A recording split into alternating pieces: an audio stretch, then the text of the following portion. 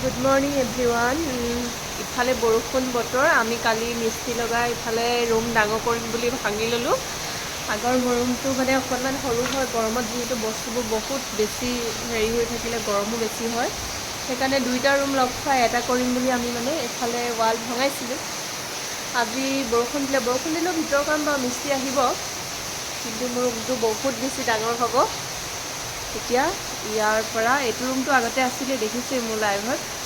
ইয়াৰ পৰা একদম এইটো ৰুম হৈ গ'ল। দুটা ৰুম লগ খাই এটা কৰিব লাগিব মানে এতিয়া। তাৰপিছত এইফালে এইখন দৰ্জা বন্ধ হ'ব, এইখন দৰ্জাইদি আমি মানে অহা যোৱা কৰিম। আৰু এইফালে এইফালে বিচনা চব খুলি মেলি থোৱা আছে। এইফালে তাৰপিছত এইটো ছাইডত এখন দৰ্জা কাটিম। দৰ্জাৰ ইটো মানে আগফালৰ পৰা এটা ৰুম আছে, সেইটো ৰুমলৈ মানে এইফালে দৰ্জা কাটি তাত মানে গডৰেজ ড্ৰেছিং এইবিলাক মানে ভৰাম। আৰু পিছলৈ সেইটো ছোৱালী পঢ়া ৰুম হ'বগৈ। আৰু ৰুমটো ফাইনেলি বহুত ডাঙৰ ৰুম এটা হ'ব। আৰু যেতিয়া সম্পূৰ্ণ হ'ব ধুনীয়াকৈ ভিডিঅ' কৰি দেখাম। এতিয়া গোটেই বস্তুৱে ভাঙি মেলি থোৱা ইফাল সিফাল হৈ আছে। এনেই অনুমান কৰিব পাৰিছে এতিয়া কিমান ডাঙৰ ৰুম হ'ব এডাল।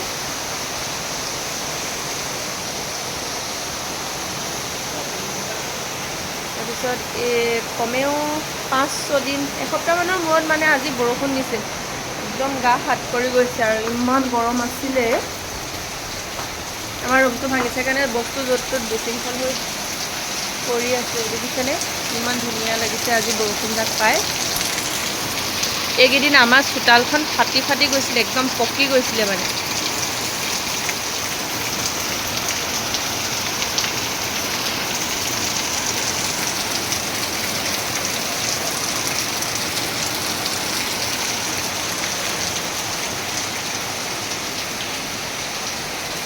আৰু আমাৰ ৰুমৰ পৰা যিটো আমি দৰ্জা এখন কাটিং কৰিছিলোঁ এফালেদি হ'ব। তাৰপিছত এইটো ৰুম মানে এনেকৈ, এইবোৰ পিছত দৰ্জা চৰ্জা সলাই মেলি ৰুম ৰং চং কৰি টাইলছ লগাই ধুনীয়া কৰা হ'ব। এতিয়া খালি এনেকৈ লেতেৰা হৈ আছে।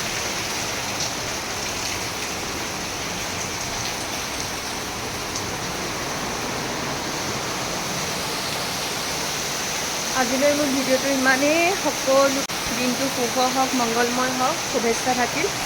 ফাইনেলি ভিডিঅ'টো ইমানেই আজি।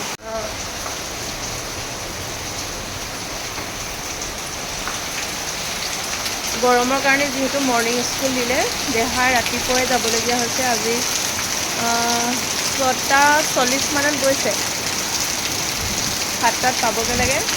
তাৰপিছত গ'ল। এতিয়া কেইটা বাজিছে? আৰু স্কুল যাবৰ টাইমত বৰষুণজাক দিলে যে ইমান দিগদাৰ হয় নহয়, মানে গাড়ী ৰখাই ছোৱালীক লৈ স্কুলত ভৰাবলৈ।